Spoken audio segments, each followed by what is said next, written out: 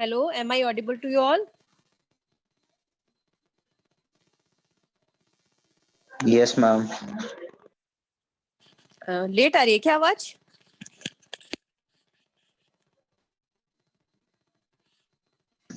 No, ma'am. Okay, चलिए screen share हो रही है सबको?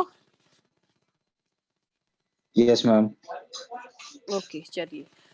कल हम लोगों ने नया सब्जेक्ट स्टार्ट किया था, business and commercial knowledge, BCK, right? 40 marks का ये इकोनॉमिक्स का पार्ट है। 6 चैप्टर्स इसमें हम कवर करेंगे। कल हम लोगों ने फर्स्ट चैप्टर स्टार्ट कर दिया था, BCK इटसेल्फ, ठीक है, इंट्रोडक्शन। ओके, तो हमने देखा था इसमें बिजनेस की डेफिनेशन क्या होती है, what do you mean by business. तो it stands for 5 E's, right? क्या देखे थे 5 E's, जल्दी बताओ क्या थे 5 E's? सबसे पहला क्या था? Exchange of goods and services, right? First E। फिर फॉर अर्निंग प्रॉफिट, फिर which will enhance the standard of living of the people and it will eventually lead to the employment generation, right? उससे क्या होगा ma'am? Economic development होगा, right? Okay, ये 5 E's देखे थे। Business means exchange of goods and services for earning profit which will enhance the standard of living of the people and eventually lead to the employment generation and hence the economic development. Okay, ठीक है। और क्या था business का? Economic activity है ma'am, है ना? Business is an economic activity, right? Okay guys, ठीक है। Yes, ma'am. चलो, यहाँ तक किसी को कोई डाउट नहीं मैम? उसके बाद हमने देखा था डोमेन्स ऑफ BCK। डोमेन्स मतलब क्या था? स्फीयर ऑफ नॉलेज, है ना? डोमेन्स मतलब sphere of specified spheres of knowledge, right? तो मतलब BCK क्या है? वास्ट है। BCK क्या है? वास्ट है। और evolving and expanding, eclectic. Eclectic मतलब क्या है? Multidisciplinary, right? Okay, ever evolving expanding क्या है? मतलब it keeps on changing due to technological upgradations, right? Okay, information technology environment में हम काम करते हैं आजकल, है ना? तो जो है ना, अपडेशंस जो है बहुत फ्रीक्वेंट होते हैं, राइट? ओके, तो change is the requirement of every business. हमको चेंज के साथ चलना पड़ता है कि नहीं? एनवायरनमेंट के अकॉर्डिंगली चलना पड़ता है। ओके, और इंफॉर्मेशन एंड कम्युनिकेशन टेक्नोलॉजी की वजह से और ज्यादा चेंजेस फास्ट होते हैं। ओके, ओके गाइस, यहाँ तक क्लियर है ना? वास्ट मतलब, वास्ट क्या पढ़ा था? BCK is vast. BCK मतलब it includes a range of business activities. Manufacturing भी है, ट्रेडिंग भी है, सर्विसेज भी है, डोमेस्टिक ट्रेड भी आ गया, इंटरनेशनल ट्रेड भी आ गया, होलसेलर भी आ गया, रिटेलर भी आ गया, मैन्युफैक्चरर भी आ गया। Are you getting? मतलब it is very vast. Online trade ले लो या कुछ भी, है ना? और उसके बाद अगर हम एक एक इसका जो डोमेन है उसको लेके पढ़ेंगे तो लाइक अगर रिटेल को ही पढ़ेंगे तो रिटेल में भी बहुत वास्ट है। Are you getting? एक एक विंग्स में भी बहुत वास्ट है। तो BCK is quite vast. It includes each and every activity relating to the business. Okay? समझ में आया BCK को वास्ट क्यों बोला है? समझ में आया? अगर हम बाजू वाले नेबरहुड रिटेलर को ही लेके अगर चलते हैं तो उसमें वैरायटी ऑफ गुड्स, मतलब किस तरह के गुड्स वो प्रोवाइड करते हैं, क्रेडिट पे देते हैं कि नहीं कैश में देते हैं, वीकली क्रेडिट है कि मंथली क्रेडिट है, 24/7 कन्वीनियंस है कि नहीं है। ओके, बहुत सारी चीजें रिलेटेड। तो BCK is vast, business and commercial knowledge is vast. Okay, उसके बाद एक्लेक्टिक। एक्लेक्टिक क्या देखा था हमने? एक्लेक्टिक में क्या देखा था? Multi disciplinary. मल्टी डिसिप्लिनरी इसका क्या मतलब था?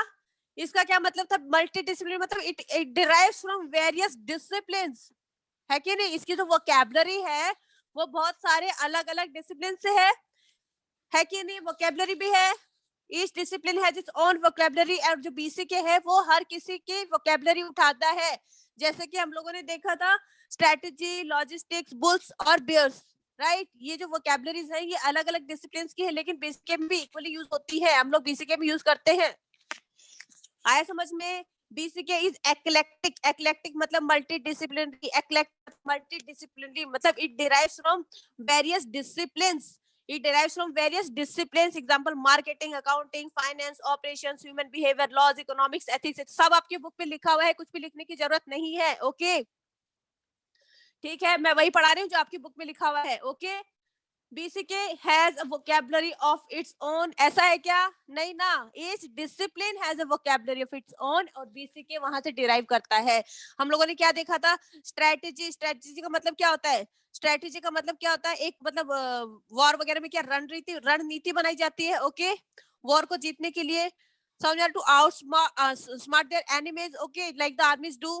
तो वैसे ही बिजनेस में भी करना पड़ता है, हमें अपने कॉम्पिटिटर्स को कॉम्पीट करने के लिए क्या करना पड़ता है, हमको स्ट्रेटेजीज बनानी पड़ती है, राइट? आ रहा है कि नहीं आ रहा है? अब जैसे कि आप अपने कॉम्पिटिटर्स को, लाइक मुझे भी रैंक लाना है, उसे भी रैंक लाना है, वो कितने आवर्स पढ़ रहा है, मैं कितने आवर्स पढ़ूं, मैं अपडेटेड हूँ कि नहीं सिलेबस से, ओके मुझे प्रॉपर गाइडेंस मिल रही है कि नहीं मिल रही है, आर यू गेटिंग? समझ में आ रहा है? तो स्ट्रेटेजी बनाते हैं कि नहीं बनाते? जैसे आपके ये एग्जांपल दे रही हूँ मैं, आप जैसे स्टडीज के लिए स्ट्रेटेजी बनाते हो, वैसे जो बिजनेस ऑर्गेनाइजेशंस हैं वो अपने कॉम्पिटिटर्स से फाइट करने के लिए स्ट्रेटेजीज बनाते हैं, राइट? तो ये जो वर्ड है स्ट्रेटेजी, ये बेसिकली मिलिट्री से आया है, लेकिन बीसीके में यूज होता है। लाइकवाइज लॉजिस्टिक्स, लॉजिस्टिक्स क्या होता है? Movement of troop, military supplies and equipments. जैसे मिलिट्री में movement of troops, military supplies और इक्विपमेंट के लिए पूरा प्लान आउट किया जाता है, बिल्कुल वैसे ही बिजनेस में भी पूरा लॉजिस्टिक सप्लाई होते हैं, like inbound logistic, outbound logistic. Inbound मतलब movement of raw materials, okay, या movement of factors of protection inside an organisation, receive करता है ऑर्गेनाइजेशन, कहां कहां से रिसीव कर रहा है, that is inbound logistics. And outbound logistics मतलब कि आउटबाउंड मतलब movement outside the organisation, right? Movement of outputs, outside क्या जाएगा भैया? ऑर्गेनाइजेशन ने रॉ मटेरियल लिया, उसमें प्रोसेसिंग किया, अब आउटसाइड क्या जाएगा? फिनिश गुड जाएगा, आउटपुट जाएगा, राइट? ओके गाइस, ठीक है? Yes, यहाँ तक ma'am. क्लियर है सबको? चलिए, और उसके बाद बुल्स का क्या था मैम? बुल्स का बिहेवियर होता है कि वो उछाल के मारते हैं अपने एनिमल्स को, राइट? उछालते हैं, वहां में उछालते हैं। तो ये जो बुल्स और बियर्स है, ये जो दोनों टर्म्स हैं, ये बुल और बियर मतलब एनिमल्स है, तो ये बायो में पढ़ते हैं अपन एनिमल्स के बारे में, राइट? तो ये बायो से उठाए गए हैं। एनिमल साइकोलॉजी के बारे में हम बायो में पढ़ते हैं, है ना? ये बायो डिसिप्लिन से उठाए गए हैं, लेकिन ये हम लोग शेयर मार्केट में यूज करते हैं। शेयर मार्केट भी एक तरह का बिजनेस है ना, share market is also kind of business, ठीक है? तो वो वहां यूज होते हैं। बुलिश मार्केट है, बेयरिश मार्केट है। मैम बुलिश मतलब, बुल मतलब पीपल आर ऑप्टिमिस्टिक कि शेयर मार्केट ऊपर जाएगा, आर यू गेटिंग? बुलिश, ठीक है? बेयरिश मतलब कि पेसिमिस्टिक है, लोगों को इतनी होप्स नहीं है, उनको लग रहा है कि क्या शेयर मार्केट नीचे जाएगा, दे आर पेसिमिस्टिक, उनकी एक्सपेक्टेशंस क्या है? पेसिमिस्टिक है, ओके? तो बुलिश और बेयरिश समझ में आ गया, ठीक है? ये दो अलग अलग, ये चारों जो टर्म्स है, ये एग्जांपल के तौर पे दिखा कि बीसीके की वोकैबुलरी में शामिल हो गए, लेकिन इनका ओरिजिनल डिसिप्लिन कुछ और है। और what does this terms mean? Okay, that is why we say BCK is eclectic, that is multidisciplinary, ठीक है? ओके, चले आगे। उसके बाद क्या पर थर्ड डोमेन क्या पढ़ा था अपन ने? BCK is ever evolving and expanding, यही पढ़ा था। एवर इवॉल्विंग एंड एक्सपांडिंग मतलब कि वो फैलता ही जा रहा है, वो चेंज ही होता रहता है, एक जैसा नहीं होता है। हमारा जो एनवायरमेंट है वो चेंज होता है, mainly because of information and communication technology. क्योंकि उससे क्या होता है ना, चेंजेस फ्रीक्वेंट होते रहते हैं, जल्दी जल्दी चेंजेस होते रहते हैं। Are you getting? समझ में आ रहा है? आज कोई और सॉफ्टवेयर चल रहा है, कल उससे ज्यादा अच्छा सॉफ्टवेयर आ गया, समझ में आ रहा है? Are you getting? तो क्या चेंजेस आर फ्रीक्वेंट, आज कोई और टेक्नोलॉजी चल रही है, कल उससे बेटर टेक्नोलॉजी आ गई, तो हमको उसके हिसाब से क्या करना पड़ता है? मैचअप करना पड़ता है बिजनेस ऑर्गेनाइजेशंस को। अगर आप ऑब्सोलीट या पुरानी टेक्नोलॉजी दोगे, अगर मैं पुराने डब्बे वाली टीवी खरीद के लेके आऊंगी, जिनका बहुत अच्छा बिजनेस था हमारा तो टीवी का, है ना, बॉक्स वाली टीवी जो थी, है कि नहीं? तो वो चलेगी क्या? अभी चलेगी क्या? नहीं चलेगी ना। क्यों? क्योंकि मैम वो ऑब्सोलीट, वो जमाना गया, ट्रेंड चला गया, अब अपडेशंस आ गए हैं, टेक्नोलॉजिकल चेंजेस हो रहे हैं, न्यू टेक्नोलॉजी, ओके? क्यों चाहिए न्यू टेक्नोलॉजी? फॉर कन्वीनियंस, है ना? Are you getting? हाँ मैम, उसमें जगह चाहिए होती थी। ये जो एलसीडी एलईडी वगैरह है, एलसीडी टीवी है, इनको कहीं भी वॉल पे हैंग कर दो। उसके बाद ये 5G 4G सपोर्ट करती है, एंड्रॉइड वगैरह भी मिल जाती है, यूट्यूब भी चल जाता है, राइट? ओके, समझ में आ रहा है बेटा? समझ में आ रहा है? BCK is ever evolving and expanding क्यों बोला है? क्योंकि इंफॉर्मेशन कम्युनिकेशन टेक्नोलॉजी इसमें सबसे बड़ा रीजन है, जिसकी वजह से जो बिजनेस ऑर्गेनाइजेशन का जो एनवायरमेंट है वो चेंज होता रहता है। एनवायरमेंट से जो डिमांड आती है वही तो प्रोटेक्शन करना पड़ता है। और क्या करेंगे ऑर्गेनाइजेशन, और क्या करेंगे एंटिटीज? मतलब जिसकी डिमांड होगी वही तो सप्लाई करना भैया, वही तो मैन्युफैक्चरिंग करना है। नहीं नहीं, हम तो ये वाला टीवी, बॉक्स वाला टीवी बहुत अच्छा बनाते, एक नंबर बनाते, कोई दिक्कत नहीं आती, आप लेके जाओ, उसमें सारे सीरियल वीरियल देख लोगे, डिश वगैरह लग जाएगा। तो विल इट वर्क? नहीं ना, हम लोगों की डिमांड नहीं सेटिस्फाई कर रहे, तो हमको किसके हिसाब से चलना है? एनवायरमेंट के हिसाब से। एनवायरमेंट में क्या है मैम? एनवायरमेंट में मतलब जनरल पब्लिक है एनवायरमेंट में, और क्या है? पॉलिटिकल एनवायरमेंट है, टेक्नोलॉजिकल अपडेशंस है, पूरा नेक्स्ट जो चैप्टर है अपना पूरा एनवायरमेंट बेस्ड ही है, उसमें पढ़ेंगे, राइट? ओके, इसलिए BCK is ever evolving and expanding. Okay, समझ में आया? तो जैसे नए नए टर्म जुड़े 24/7, पहले थोड़ी होता था B2B, B2B मतलब business to business, business to consumer, B2B, B2C, मतलब ये क्या है, लाइक अमेजोन है या कुछ ऑनलाइन साइट्स हैं, वो सर्विस देते हैं, एक बिजनेस दूसरी बिजनेस को सर्विस दे रहा है, राइट। एक बिजनेस एक B2C मतलब business to consumer, directly consumer से डील कर रहा है, okay. BPO business process outsourcing, ये वाला टर्म भी हमारे आगे आएगा, पढ़ लेंगे, ठीक है, चिप्स एक्सेट्रा। ओके गाइस, समझ में आ गया। इस पे MCQ आने वाले हैं, आगे पूछेंगे आपसे, है ना, ठीक है। देखिए जरा पीछे, इकोनॉमिक एक्टिविटीज कौन सी होती है हमने देख लिया। थोड़े से क्वेश्चन देखते हैं पीछे, चैप्टर के पीछे आ जाते हैं।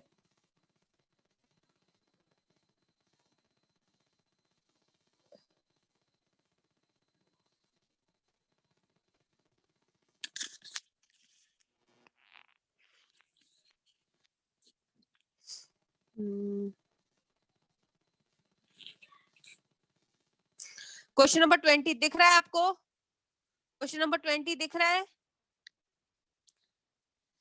This is an in basket enterprise. Put the serial numbers of the activities given below into the baskets labeled as economic and non-economic activities. समझ में आ रहा है? Cooking of food by home maker economic activity है कि non economic activity है? Cooking of food by home maker non economic, क्यों? क्योंकि उसका मोटिव प्रॉफिट अर्निंग नहीं है। मेनली आप किससे डिसाइड करोगे? प्रॉफिट मोटिव से ही डिसाइड करना, ठीक है। Dabbawala picks up the food from home and delivers it to the office. Dabbawala Mumbai में चलता है, ये क्या करता है?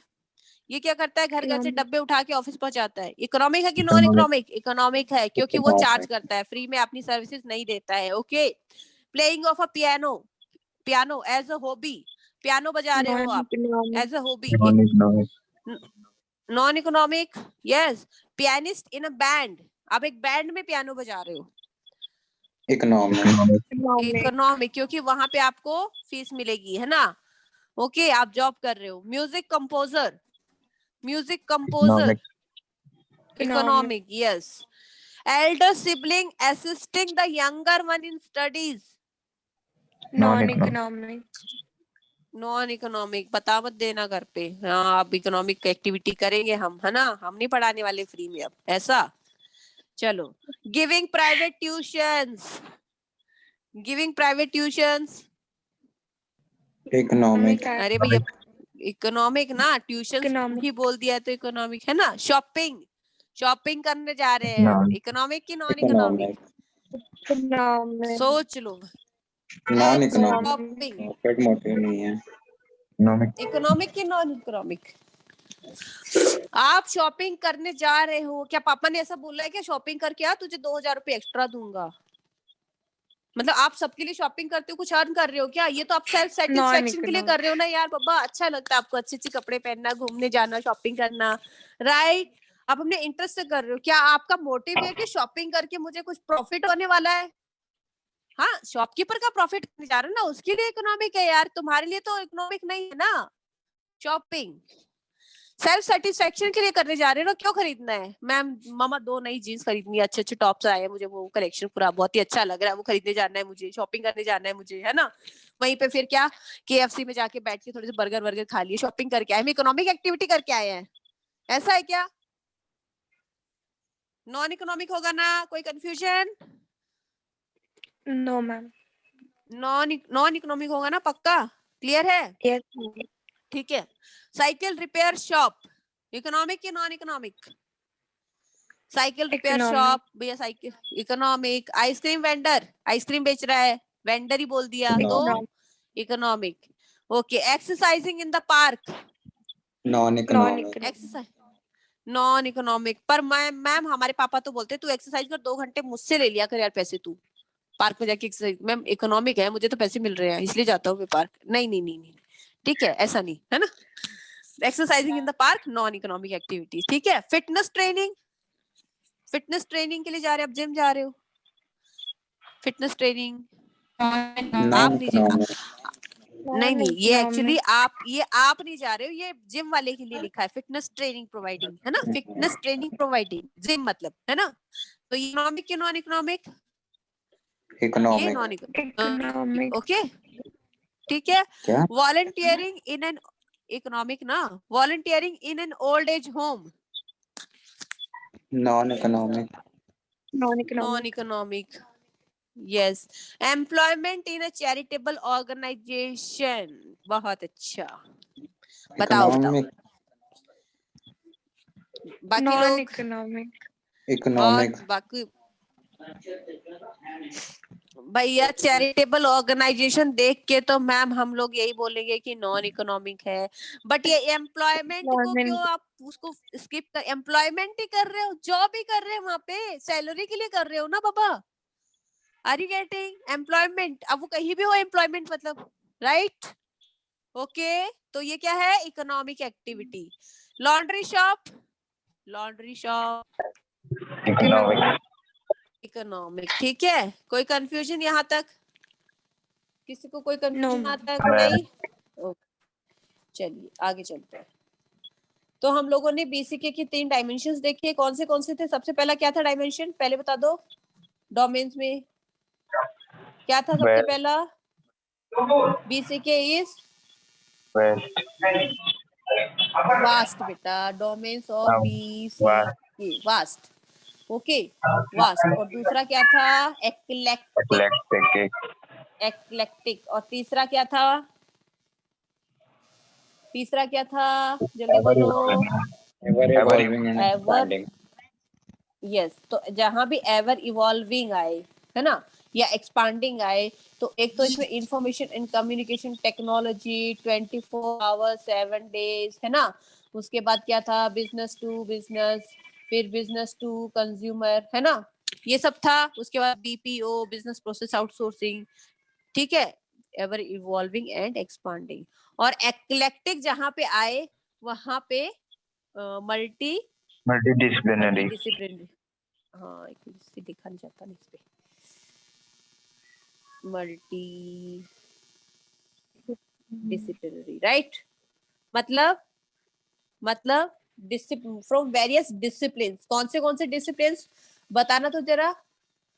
मार्केटिंग अभी बहुत इजी लग रहा है, एंड तक भूल जाओगे कौन सा किस में था, ये एक्लेक्टिक में था कि एवर इवॉल्विंग में था कि वास्ट में था, और इस पे एमसीक्यू आएंगे, ठीक है। तो ध्यान से, अकाउंटिंग, है ना, अकाउंटिंग मैं शॉर्ट में लिख रही हूँ, है ना, accounting and finance, various discipline आप लिख सकते हो, है ना। और कौन से डिसिप्लिन आपके उसमें से लिखो, मॉड्यूल में से बताओ। Operations, Tanu Jain entered the waiting room, चलो ऑपरेशंस। और क्या है? ह्यूमन बिहेवियर, मतलब psychology, sociology, laws, economics, ethics, ठीक है। ओके, इकोनॉमिक्स लिख देती इजी है, ठीक है। और वास्ट में क्या था? वास्ट में क्या था? फैला हुआ बहुत। फैला हुआ, मतलब मैन्युफैक्चरर भी है इसमें, ट्रेडर भी है इसमें, है कि नहीं। उसके बाद डीलर्स भी हैं इसमें, और वास्ट मतलब और retailers, consumers, right, suppliers. Suppliers, और डोमेस्टिक ट्रेड। अगर हम मान लो कि डोमेस्टिक और इंटरनेशनल के उस पे करें, तो डोमेस्टिक पढ़ने लगेंगे तो उसमें फिर रिटेल, फिर उसके बाद फिर वीकली हाट बाजार, उसके बाद फिर ऑनलाइन भी है मैम, मॉल्स भी हैं, रिटेलर्स में बहुत सारी वैरायटीज हो जाएंगी। ओके, डोमेस्टिक ट्रेड पढ़ेंगे तो डोमेस्टिक ट्रेड में भी 1000 तरह की चीजें हम पढ़ सकते हैं। इंटरनेशनल ट्रेड पढ़ेंगे तो उसमें भी हम बहुत सारा उसमें घुसते ही चले जाएंगे, राइट। इतना वास्ट है ये। ओके, ठीक है। तो मैन्युफैक्चरिंग, बीसीबी ट्रेडिंग क्या और है सर्विसेज। हाँ बेटा, मैम? बीसीबी, B2C, BPO क्या है? B2B business to business, B2C business to consumers, BPO business process outsourcing. B2B मतलब बिजनेस टू बिजनेस डील करना, दो मतलब एक बिजनेसमैन दूसरे बिजनेसमैन को सप्लाई कर रहा है, मतलब सेकंड वाला जो है वो एंड यूजर नहीं है, ठीक है। समझ में आ रहा है? B2B वो फर्दर सेलिंग के लिए बाय कर रहा है, राइट। अमेजोन जो है वो B2B सर्विसेज भी देता है और B2C भी देता है, ओके। और B2C मैम मतलब business ICT? To consumer. ICT, information and communication technology, ये बता चुकी हूँ अभी, आप लोगों को बताया था, है ना। इंफॉर्मेशन एंड कम्युनिकेशन टेक्नोलॉजी सब लिखा हुआ है, सब लिखा हुआ है, अपना पेज निकालो, अपना पेज निकालो, एवर इवॉल्विंग, वो कहाँ है? BCK is ever evolving expanding, दिखा? ये लिखा है, दिखा आपको? आपके मॉड्यूल में सब लिखा है। For example information and communication technology, ये ICT है ना, has introduce several terms in the lexicon of BCK 24/7, 24 hours 7 days. B2B, business to business dealings होती है, बिजनेस टू कंज्यूमर डीलिंग होती है, बिजनेस प्रोसेस आउटसोर्सिंग होती है, बिजनेस प्रोसेस आउटसोर्सिंग ऑर्गेनाइजेशन होते हैं। क्या होता है कि मान लो आपका बहुत बड़ा डिपार्टमेंट है, मैन्युफैक्चरिंग का काम आप बहुत अच्छा करते हो, लेकिन क्या होता है कि आपका GST VST का जो काम है वो आपके पास इतने प्रोफेशनल्स नहीं है, आप उनका सेटअप करोगे, प्रोफेशनल्स हायर करोगे, उनको इतनी सैलरी दोगे तो वो आपको बहुत महंगा पड़ जाएगा। लेकिन मार्केट में ऐसे बहुत सारे ऑर्गेनाइजेशंस हैं जो आपका मान लो कि बोलेंगे, आपको सर्विसेज देंगे कि हम आपको पूरा GST का काम कर देंगे, आपको कुछ भी नहीं करना है, ये हमारा हेडेक है, हमको मंथली या एनुअली वो कुछ चार्ज करते हैं, हमको इतना चार्ज दिए। तो क्या आपने क्या किया? एक बिजनेस का प्रोसेस अपना आउटसोर्स कर दिया है, ताकि आपका जबरदस्ती का हेडेक, ताकि अपने कोर बिजनेस पे आप फोकस कर सको, आपका जो मेन लाइन ऑफ बिजनेस है उस पे आप फोकस कर सको। जबरदस्ती का मैं GST का अलग से अपना एक डिपार्टमेंट चालू करती, प्रोफेशनल्स हायर करती, फिर वो उनको ट्रेन करती, समझ में आ रहा है? मेरा अच्छा खासा खर्चा होता है, प्रीमाइसेस का होता है, इक्विपमेंट्स का होता है, ट्रेनिंग का होता है, सैलरी अच्छी खासी देनी पड़ती, मुझे अच्छे खासे प्रोफेशनल रखने पड़ते, ठीक है। लेकिन जो ऑर्गेनाइजेशन मुझे ये सर्विसेज दे रहा है वो अपने आप में वेल एक्सपीरियंस्ड है, उसके पास इक्विपमेंट्स हैं, उसके पास प्रोफेशनल्स हैं, समझ में आ रहा है? और मुझे बहुत सस्ता पड़ जाएगा, क्योंकि उसका अलग से कुछ सेटअप का कॉस्ट तो लगना नहीं है, हम तो उसके लिए क्लाइंट हैं। Are you getting? तो इसको क्या बोलते हैं? Business process outsourcing. मार्केट में बहुत है आजकल, जैसे मार्केटिंग का करवा लेते हैं, हम खुद अपने बिजनेस की मार्केटिंग नहीं करेंगे तो क्या करें, हम मार्केटिंग करवा लेंगे, बहुत सारी मार्केटिंग कंपनीज है ना मार्केट में, जो हमारी तरह हमारे लिए मार्केटिंग करेंगे, राइट? Are you getting? समझ में आया? BPO आगे भी है ये टर्म, इसलिए मैंने अभी एक्सप्लेन नहीं किया था। ओके गाइस, समझ में आया? B2B और B2C बेटा, ठीक है। और मैंने दिखा भी दिया है कि आपके मॉड्यूल में ये कहाँ पे है, कल मैंने बताया भी था, अंडरलाइन भी किया था, फिर से देख लो एक बार, ठीक है। तो BCK is ever evolving expanding. क्यों ये एवर इवॉल्विंग एक्सपांड होता जा रहा है? मतलब ऐसा नहीं कि आज इतना इसको पढ़ लो, इतना कर लो, बस ये कर लो तो आपको पूरा बिजनेस समझ में आ जाएगा, नहीं नहीं नहीं बाबा, it is ever evolving, change होता रहता है, इट कीप्स ऑन चेंजिंग, समझ में आ रहा है? ये इट कीप्स ऑन चेंजिंग, ऐसा नहीं कि आज हमने ये वाला टैली का वर्जन पढ़ लिया तो अपने आप में हो गया कंप्लीट, अब उसमें कुछ चेंजेस आएंगे, अगली बार हो सकता है कुछ और सॉफ्टवेयर हो जाए लागू, समझ में आ रहा है? तो ये ऑब्सोलीट हो गया, गॉट इट? तो business and commercial knowledge ever evolving expanding. अब क्या होता है, न्यूज़पेपर पढ़ते रहो, बोलते हैं ना हमको, हम चार्टर्ड अकाउंटेंट्स जब हम लोग कर रहे होते हैं तो क्या बोलते हैं हम लोग को, प्रोफेशनल्स, ज्यादा से ज्यादा बिजनेस न्यूज़पेपर्स पढ़ो, उससे क्या होगा, आपको नॉलेज अपडेट हो, आपकी नॉलेज जो है अपडेट होगी, कौन सी कंपनी कौन सी टेक्नोलॉजी यूज कर रही है, कहाँ पे कौन से अपना IPO, कौन सी कंपनी अपना IPO लेके आ रही है, आर यू गेटिंग? किसका कितना टर्नओवर है, किसका वो क्या होता है, मर्जर हो रहे हैं, एक्विजिशन हो रहे हैं, क्या मर्जर क्या एक्विजिशन, भैया पढ़ते जाओ सब समझ में आता है, नॉलेज अपटेन करो, समझ में आ रहा है? नॉलेज अपटेन करो, क्यों? क्योंकि चेंज होते रहते हैं मार्केट में, ऐसा कुछ है नहीं, ऐसी कोई बुक नहीं है, ऐसा कोई क्लास नहीं है जो आपको 100% पूरा वो बता देंगे। Are you getting? समझ में आ रहा है? ओके गाइस, चले आगे। Importance of BCK for chartered accountants, कल मैंने बताया था कि BCK क्यों इंपॉर्टेंट है, business and commercial knowledge chartered accountants के लिए क्यों इंपॉर्टेंट है। भैया आपको आगे जाके क्या करना है, अकाउंटिंग भी करनी है, मान लो करवानी है, करनी नहीं है तो, है ना, ऑडिटिंग करनी है अलग अलग बिजनेस ऑर्गेनाइजेशंस की, भले वो नॉट फॉर प्रॉफिट हो या प्रॉफिट हो, ठीक है, थोड़े थोड़े डिफरेंसेस हो सकते हैं कि इनके ये अकाउंट्स बन रहे हैं, उनके वो अकाउंट्स बन रहे हैं, इन पे ये वाले इंटरनल कंट्रोल्स लगने हैं, उस पे वो वाले इंटरनल कंट्रोल्स लगने हैं, लेकिन जब तक आपको खुद नहीं पता है उस बिजनेस के बारे में कुछ भी, क्या अकाउंटिंग होती है, कैसे होती है, समझ में आ रहा है, किस एनवायरनमेंट में सरवाइव कर रहे हैं, कितना, तो आप कैसे उनका ऑडिट करोगे, कैसे आप उनको गाइड करोगे, इसलिए आपके लिए बिजनेस एंड कमर्शियल नॉलेज जरूरी है, ठीक है, आए समझ में? ओके गाइस, यहाँ पे इन्होंने 2 एग्जांपल दिए थे कि मान लो एक FMCG है, FMCG किसको बोलते हैं, fast moving consumer goods, fast moving consumer goods मतलब जो डे टू डे लाइफ में हमको रिक्वायरमेंट रहती है जिनकी, जैसे बिस्किट्स है, नूडल्स है, आटा है, सोप्स है, ओके, ग्रोसरीज, बेकरी, कन्फेक्शनरीज, ये सब क्या होते हैं, FMCG सेक्टर हमको प्रोवाइड करता है, क्यों? क्योंकि ये डेली रूटीन में हमको चाहिए होते हैं, राइट? ओके गाइस, तो ये FMC, तो इसका अगर हम ऑडिट करते हैं, इसके हम अकाउंट चेक करते हैं, तो इस पे अलग मैन्युफैक्चरिंग प्रोसेस, डिस्ट्रीब्यूशन प्रोसेस और सेल ऑफ गुड्स का अलग इस पे लागू होता है। लेकिन वही अगर हम होटल इंडस्ट्री का अगर हम ऑडिट करते हैं होटल्स और रेस्टोरेंट्स में, तो भैया उनके ऊपर अलग रूल्स रेगुलेशंस लागू होते हैं, उन पे अलग अकाउंटिंग स्टैंडर्ड्स लागू होते हैं, समझ में आ रहा है? उसके अलग तरीके से मेंटेन होते हैं अकाउंट्स, उसके इन्वेंट्री कुछ और होगा, एफएमसीजी सेक्टर का इन्वेंट्री कुछ और होगा। यहाँ पे ऑक्यूपेंसी रेशियो से, ऑक्यूपेंसी रेशियो पता है ना क्या होता है? लाइक अगर एक होटल में 100 रूम्स है तो मंथली मान लो कि कितने ऑक्यूपाइड रहते हैं, कितने वैकेंट रहते हैं, खाली रहते हैं, है ना? उस हिसाब से रेवेन्यू निकालेंगे। एफएमसीजी सेक्टर में तो क्या है, सीधा सीधा जितना सेल हुआ उतना रेवेन्यू। Are you getting? समझ में आया? तो जब तक आपको इन चीजों का नॉलेज ही नहीं होगा तो आप कैसे आप ऑडिट करोगे? समझ में आया? ओके गाइस, चले आगे। हेलो, ऊपर से तो नहीं Yes, चला ma'am. गया कुछ? आ गया ma'am. Okay. The chartered accountant shall be able to conduct audit diligently only when they understand the nuances. Nuances मतलब बारीकियां, nuances of the business. जब तक आपको बिजनेस की बारीकियां नहीं पता होंगी तो आप कैसे उनका ऑडिट करोगे, कैसे आप अकाउंट्स प्रिपेयर करोगे वहां की? समझ में आ रहा है? इसलिए आपको बिजनेस एंड कमर्शियल नॉलेज होना बहुत जरूरी है। ठीक है, नॉलेज मतलब इंफॉर्मेशन कम्युनिकेशन टेक्नोलॉजी, इससे अपडेट होना जरूरी है। B2B, B2C, ये सब टर्म्स, बीपीओ क्या है, चिप्स क्या है, इन सब टर्म्स से आपको क्या होते हैं, अवेयर होना चाहिए। ओके, पता होने चाहिए मतलब आपको। ठीक है, उसके बाद हम लोग कहाँ थे?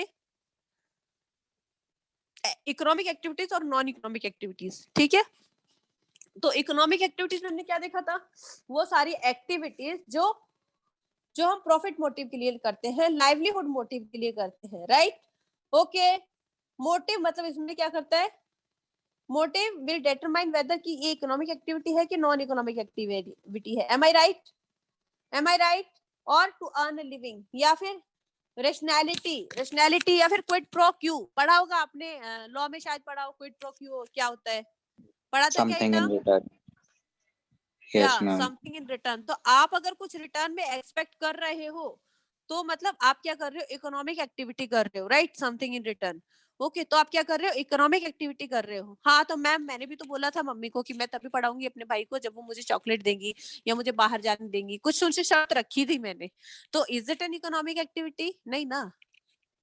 वो तो आपका ठीक है ना, आप तो मम्मी की बात ही नहीं मानते ना, मान इसलिए रहे because out of love and affection. Are you getting? ठीक है ना? इमोशनल सेंटिमेंटल रीजंस है उसके पीछे, है कि नहीं?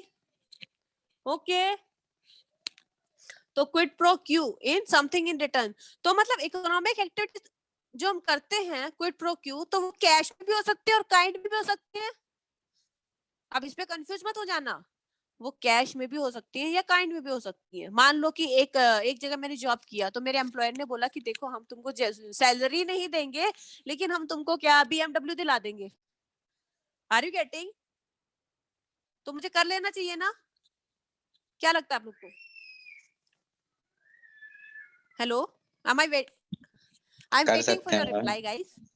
कर सकते हैं ना ma'am? BMW ma'am not a bad deal ma'am, मैं तो कर लेता मैम, बिल्कुल, है कि नहीं? तो मतलब मुझे कैश में नहीं मिल रही सैलरी लेकिन मुझे काइंड में तो मिल रही है, right? Okay, something in return I am getting. ठीक है, Yes, ma'am. गुड डील है ना? Yes, कुछ ma'am. कंपनीज होती हैं क्या करती हैं, वो शेयर इशू कर देती हैं सैलरी, मतलब उनका सैलरी नहीं देती किसी मंथ में, या मान लो कि वो हाउस रेंट अलाउंस वगैरह की वजह वो क्या करते हैं, सीधा क्या देते हैं, घर दे देते हैं। ठीक है, तो समथिंग इन रिटर्न दैट में बी इन कैश और इन काइंड। ओके, ठीक है, समझ में आया? तो इकोनॉमिक एक्टिविटीज किस लिए होती है? टू अर्न अ लिविंग, उनका जो है लाइवलीहुड मोटिव होता है। Yes, और ma'am. रैशनैलिटी बेसिस पे करते हैं, quid pro Q, something in return they get. Okay, और उसके बाद नॉन इकोनॉमिक एक्टिविटीज मैम, वो तो ma'am concern love and affection में हो जाती है ना? करता कौन है? हॉबी या कॉज, है कि नहीं? हॉबी होती है पियानो प्ले करना है, तो वो out of love and affection नहीं कर रहे, लेकिन हॉबी तो है आपकी, आपको पसंद है। ठीक है, इमोशनल सेंटिमेंटल। ठीक है, ठीक, मुझे लगता है कि इकोनॉमिक नॉन इकोनॉमिक अच्छे से आपको समझ में आ गया है। ठीक है बच्चों, आगे चलें। Yes, ma'am. मैंने कल वाला आई थिंक काफी मैंने रिवाइज करवा दिया है। उसके बाद इन्होंने बताया कि distinguishing characteristics of economic activities. Economic activities के क्या कैरेक्टरिस्टिक्स है, जरा इन पे नजर डालें। Economic activities are income generating, कैसे ma'am? Economic activities are productive. कैसे ma'am? Economic even consumption is an economic activity. और बोला है सेविंग्स, इन्वेस्टमेंट और वेल्थ भी इकोनॉमिक एक्टिविटीज हैं। आप घर पे बैठे खाना खा रहे हो तो वो भी मुझे लगता है consumption is an economic activity. Consume कर रहे हो ना। अब बैठे बैठे क्लास में एक वो पीछे कौन बिस्किट खा रहा है कि नहीं? नहीं खा रहे हो, मतलब आई नो। तो आप इकोनॉमिक एक्टिविटी कर रहे हो, डोंट वरी। इकोनॉमिक एक्टिविटी कर रहे हो? हाँ मैम, क्योंकि देखो आप जब तक बिस्किट खाओगे नहीं, समझ में आ रहा है, जब तो डिमांड नहीं जनरेट होगी। कंजम्पशन होगा तो ही डिमांड जनरेट होगी ना बाबा। जब डिमांड जनरेट होगी तो ही प्रोडक्शन होगा। रिलेट कर पा रही हूँ मैं क्या बोल रही हूँ? Even consumption is an economic activity. भैया हम पार्ले जी खाते हैं, पार्ले जी ज्यादा से ज्यादा लोग खाते हैं, तो क्या होता है? आपको चाहिए, फिर नेक्स्ट डे चाहिए तो आप मार्केट जाओगे, मार्केट में तो नहीं है, फिर प्रोडक्शन करना पड़ेगा। तो आप क्या कर रहे हो? डिमांड जनरेट कर रहे हो ना उसकी। और जिस चीज की डिमांड होती है मार्केट में उसी का प्रोडक्शन या मैन्युफैक्चरिंग होती है। तो even consumption is economic activity. समझ में आया ये sentence? Even consumption is an economic activity.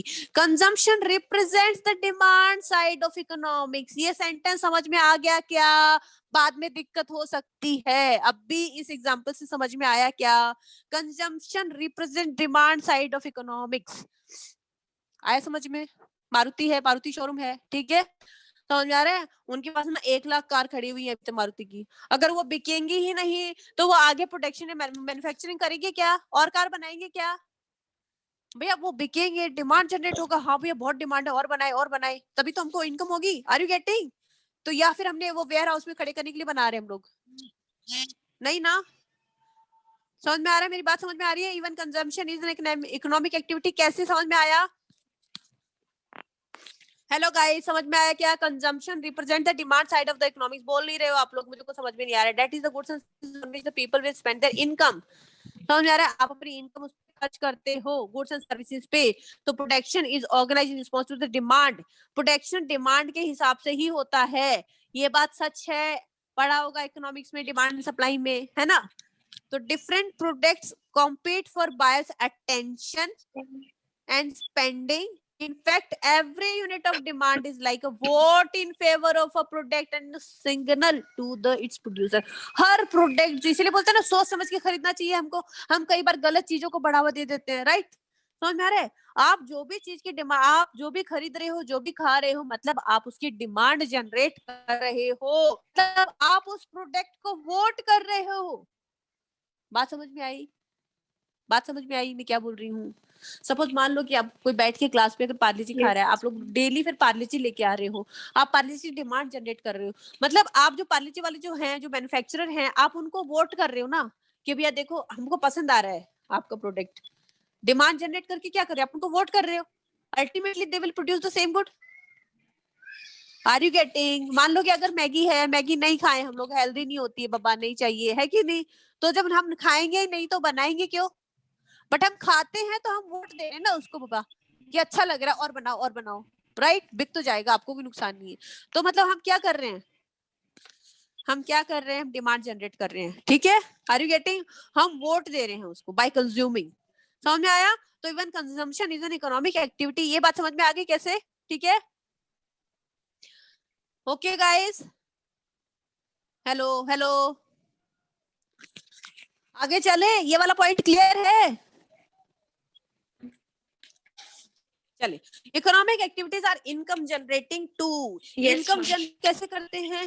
Economic activities income generate कैसे करते हैं? पढ़ते हैं। वन में earn a livelihood in several ways. बहुत सारे तरीकों से अपनी जीविका हर कोई चलाता है। For example, income earned by rendering personal time, physical and physique energy. In other words, through one's sweat and intellect is called earned income. खून पसीने से कमाई जाती है, वही बोल रहे हैं, बहुत प्यार से बोल रही है ना? हम लोग थोड़ा रूड बोलते हैं। Sweat and intellect is called earned income, ठीक है? through one's sweat and intellect is called earned income. ठीक है, उसी को कमाई हुई इनकम कहा जाता है. The income earned by letting out one's property. देखो, इकोनॉमिक एक्टिविटीज मतलब आप बहुत सारे तरीकों से आप इनकम कमा सकते हो. लेटिंग आउट वंस प्रॉपर्टी, किराए की, है ना, प्रॉपर्टी इनकम बोलेंगे उसको. In economics individuals comprises processors of one or more of the factors of production. Labour पे क्या मिलता है? वेजेस मिलता है. लैंड पे क्या मिलेगा? रेंट मिलेगा. ओके, कैपिटल पे क्या मिलेगा? इंटरेस्ट मिलेगा. Okay, and entrepreneurship. The corresponding income characterisations in exchange of or compensation for their factor services मतलब फैक्टर्स ऑफ प्रोडक्शन पढ़ा है ना. फैक्टर्स ऑफ प्रोडक्शन कौन से फैक्टर्स होते हैं? 5 M's याद हैं? 5 M's याद हैं? मैन, मनी, मटेरियल, मशीन, और क्या था? और फिफ्थ क्या था? मैन, मनी, मटेरियल, मशीन, और जल्दी बताओ. Man power. मैन तो हो गया ना, man Methods power. of production. Methods of production. Yes, ठीक है, ठीक है. मैन को क्या मिलता है? मैन काम करता है तो मैम वेजेस मिलती है, सैलरीज मिलती है मैम, राइट. ओके, और क्या मिलता है? मान लो प्रोफेशनल्स हैं, उनको फीस मिलती है. ठीक है, और भी. ओके, मैन जो काम कर रहा है प्रोडक्शन प्रोसेस में उसको क्या मिलती है भैया? वेजेस, सैलरीज, फीस मिलती है. मनी जो इन्वेस्ट किया है बिजनेस में, उसको क्या मिलता है? उस पे क्या मिलता है? इंटरेस्ट मिलता है, डिविडेंड मिलता है, राइट. ठीक है कि नहीं? पैसा लगाया बिजनेस में, उसमें क्या मिलेगा? इंटरेस्ट मिलेगा, डिविडेंड मिलेगा, प्रॉफिट मिलेगा, राइट. मटेरियल पे क्या मिलेगा?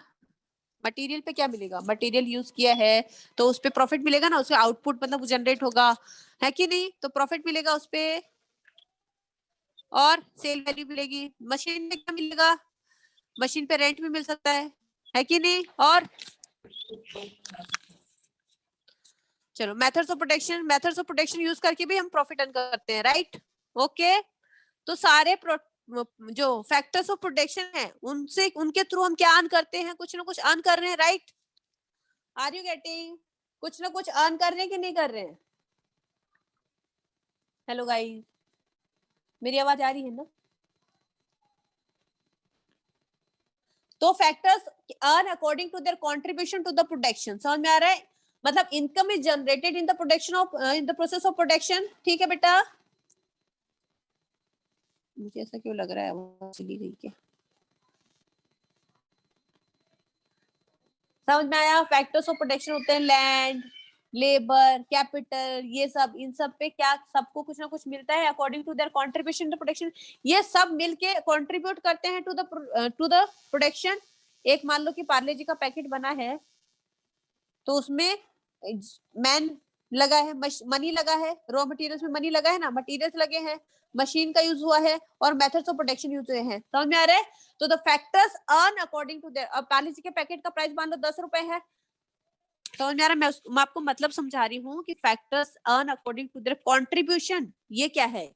सभी फैक्टर्स ऑफ प्रोडक्शन, इनका फैक्टर्स ऑफ प्रोडक्शन का क्या है?